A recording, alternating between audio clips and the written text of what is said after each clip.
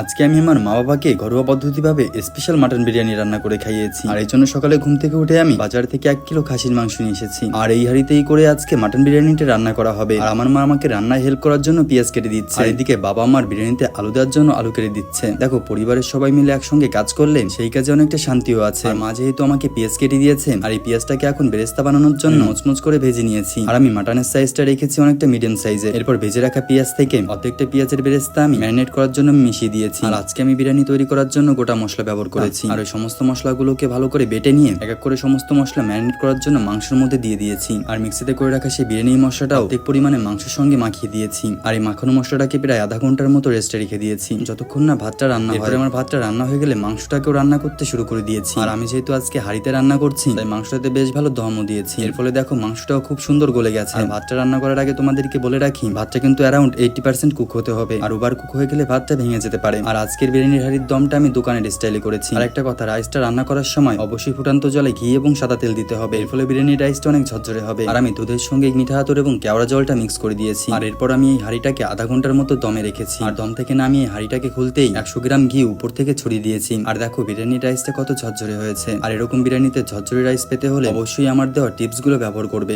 এরপরে আমি থালায় পরিবেশন করে আমার বাবা এবং মাকে খেতে দিয়েছি। কারণ আজকের বিরিয়ানির রান্নাটা শুধুমাত্র আমার বাবা মায়ের জন্য ছিল, তাই ওনাদেরকে আমি বসে পড়ে খাইয়েছি। আর বাবা মাকে বসে পড়ে খাওয়ানো তৃপ্তিটা তোমাদেরকে কোনোভাবেই বোঝাতে পারবো না।